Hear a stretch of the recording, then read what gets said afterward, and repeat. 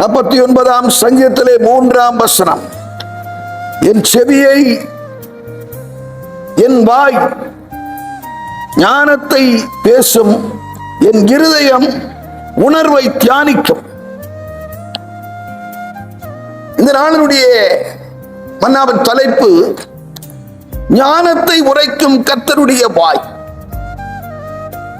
கர்த்தருடைய வாயிலிருந்து புறப்படும் வார்த்தையின் மூலமாக நமக்கு ஞானம் கிடைக்கிறது. வேதம் சொல்லுகிறது, கர்த்தருடைய வாயிலிருந்து ஞானமும் அறிவும் வெளிப்படுகிறது.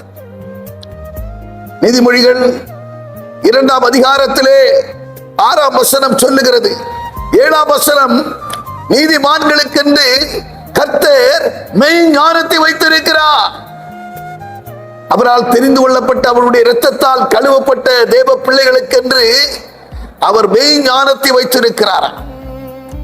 அந்த ஞானம் பரத்திலிருந்து இறங்கி வருகிற அவரால் தந்திரப்படுகிற ஞானமானது சுத்தமுள்ளதாயிருக்கும், அது செவையானதாயிருக்கும், இணக்கமுள்ளதாயிருக்கும், சாந்தமுள்ளதாயிருக்கும், நற்கனிகளால் நிறைந்ததாயிருக்கும்.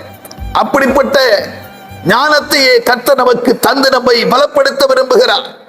வேதம் சொல்லுகிறது, யாக்கோபு 1ஆம் அதிகாரம் 5ஆம் வசனம், ஒருவன் ஞானத்திலே குறைவுள்ளவன் என்னிடத்திலே வந்து கேட்டு பெற்றுக் கொள்ள கடவன். ஆனாலும் எவ்வளவேனும் மனதிலே சந்தேகம் இல்லாமல் அவன் கேட்கும் போது அவனுக்கு அந்த ஞானம் தந்துள்ளப்படுகிறது. சாலமோனுக்கு ஞானம் அருளப்பட்டது. ஆண்டவர் அவன் திருமுன்னே தோன்றி, மகனே உனக்கு என்ன வேண்டும் என்று கேட்ட பொழுது, எனக்கு என்னை நம்பி இவ்வளவு பெரிய பொறுப்பை தந்திருக்கிறேன், ஜனங்கள் நடுவே போக்கும் விரத்துமாய் இருப்பதற்கு எனக்கு ஞானமுள்ள இருதயத்தை தாரும் என்று சொல்லி கேட்டான். கேட்ட விண்ணப்பம் ஆண்டவர் அந்த விண்ணப்பத்தை ஆமோதித்ததினாலே அவன் கேட்ட விண்ணப்பத்தின்படி ஞானத்தை மட்டுமல்ல, அவன் கேளாத ஆஸ்தியையும் அவனுக்கு கூட கொடுத்து அவனை அழகு பார்த்தான்.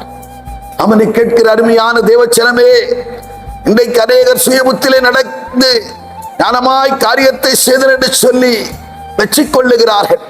வேதம் சொல்லுகிறது, நீதிமொழிகள் 3:5 சொல்லுகிறது, நீ உன்னை ஞானி என்று எண்ணாதே, உன் சுயபுத்தியின் மேலே சாய்ந்து நடந்து அதர்மித்தம் செய்யும் காரியம் ஞானமானது என்று எண்ணாதே, கர்த்தருக்கு பயந்து தீமை விட்டு விலகு என்று சொல்லி வேதம் சொல்லுகிறது. எனவே ஆண்டவரிடத்திலிருந்து வருகிற மரத்திலிருந்து இறங்கி வருகிறது ஞானத்தை தேவனிடத்திலிருந்து கேட்டு பெற்றுக் கொள்ளுங்கள்.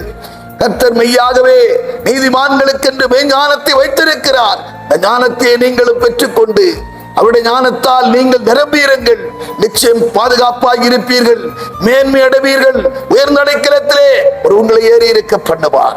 நாம் ஜெபம் பண்ணுவோம். பரலோக பிதாவே, நாங்கள் துதிக்கிறோம், ஸ்தோத்தரிக்கிறோம். ஆண்டவரே, ஆண்டவரே சோத்திரப்பா, சாலமோனுக்கு அருளினே அந்த மெய் ஞானத்தை, பரத்திலிருந்து இறங்கி வருகிற ஞானத்தையே கேட்கும் பிள்ளைகளுக்கும் தந்தவர்களையும் நீர் ஆசீர்வதிக்கும்படியாய் மேன்மையான ஸ்தானத்தை வைக்க வேண்டும் என்று ஜெபிக்கிறோம். பொறுப்படுத்திக் கொண்டு வழி நடத்தும் இயேசு கிறிஸ்து நாமத்தில் ஜெபிக்கிறோம் பிதாவே, ஆமென்.